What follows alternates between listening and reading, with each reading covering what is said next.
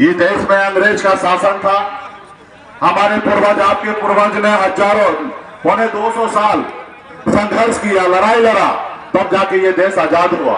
और देश आजाद के बाद बाबा साहब भीमराव अंबेडकर ने हमें एक संविधान बना के दिए, एक लोकतंत्र हमें बना के दिए। साथियों, ये देश आपका है, ये देश हमारा है, किसी का जागीर नहीं है साथियों, ये देश आपका है। साथियों, आपको ये सोचना है।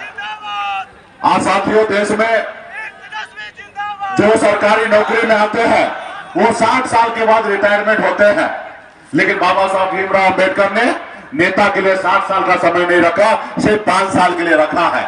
इसलिए क्योंकि नेता जब भी आए आपसे वादा करे और वह वादा को पूरा करे, तो 5 साल बाद पुनः चुनाव होगा तो उनको जिता के फिर पुनः आप बनाइए। अगर 5 साल में जो आपसे वादा किए अगर वो नेता वो पूरा ना करे, तो आप जनता मालिक है और जनता का पूरा अधिकार है कि उस नेता को बदलने का। साथियों, उस नेता को बदलने का। और जो नेता आपसे छल करे, जो नेता आपका साथ ना दे, जो नेता आपसे झूठ बोले, वो नेता आपका नहीं हो सकता। साथियों, सिर्फ वो सत्ता के लिए रहेगा, आपके हक अधिकार की बात नहीं करेगा। साथियों, इसलिए साथियों, मोदी जी आए थे 2014 में, वो कहे कि हम अच्छे दिन लाएंगे। क्या आपके अच्छे दिन आए? मोदी जी आए, कहे कि देश में बेरोजगार बहुत है, देश में युवा को हर साल 2 करोड़ नौकरी देंगे। क्या 10 साल में 20 करोड़ युवा को नौकरी दिए? उन्होंने कहा कि विदेश में काला धन है, हमको लाइए, और विदेश से काला धन लाएंगे, हर किसी के खाता में 15-15 लाख रुपया देंगे। क्या आपके खाता में 15 लाख रुपया आया? उन्होंने कहा किसान की आय को दुगुनी करेंगे, हम आएंगे, किसान की आय को दुगुनी होगा। क्या आज हमारा किसान खुशहाल है? उन्होंने कहा कि हमें लाइए और हर गरीब का घर 2022 से पहले पक्का का घर बना देंगे। क्या आपका पक्का का घर बन गया? तो साथियों, अब बताइए, जो प्रधानमंत्री आए हमसे इतना झूठ बोले और अभी भी वो हमसे वोट मांग रहे, उनको शर्म नहीं आ रहा है। लेकिन आपको हमको तो थोड़ा सोचना है, ये देश आपका है। आज देश के ऊपर 2,10,000 करोड़ रुपए का कर्ज डाल दिया है। ये मोदी जी आज है, कल नहीं रहेंगे। कल ये कर्ज को कौन चुकाएगा? ये कर्ज को चुकाइएगा आप लोग, हमारे आने वाला पीढ़ी को चुकाना पड़ेगा। कोई भी देश का प्रधानमंत्री बनेंगे वो देश का कर्ज नहीं चुकाएंगे। ये मोदी जी जो कर्ज हमारे देश के ऊपर ला दिए, ये कर्ज को आप ही को चुकाना पड़ेगा। साथियों, इसलिए साथियों, ये आपका सरकार नहीं है, ये अडानी अंबानी का सरकार है, ये गरीब का सरकार नहीं है। साथियों, आज बताइए, आज 75 साल के बुजुर्ग हैं मोदी जी, ऐसे समय में रिटायरमेंट ले लेना चाहिए, लेकिन अभी देश के जनता को कहते हैं कि हमको एक बार और मौका दो, हमको तीसरी बार प्रधानमंत्री बनाओ।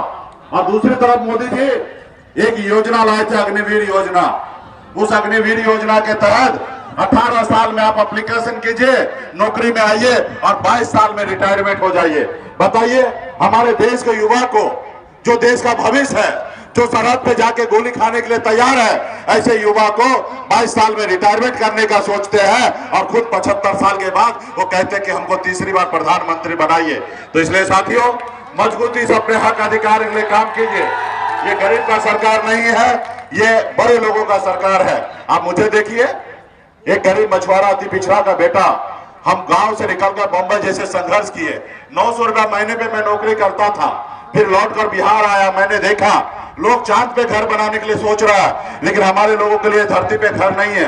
अब पिछले 10 साल से अपने समाज के हक अधिकार के लिए बिन गद्दार मुनिया मला चाहे थियर बनपर के लिए लड़ाई लड़ रहे हैं कि उसको आरक्षण मिले। और संघर्ष करते करते 2020 में हम पार्टी बना के 4 विधायक बनाए।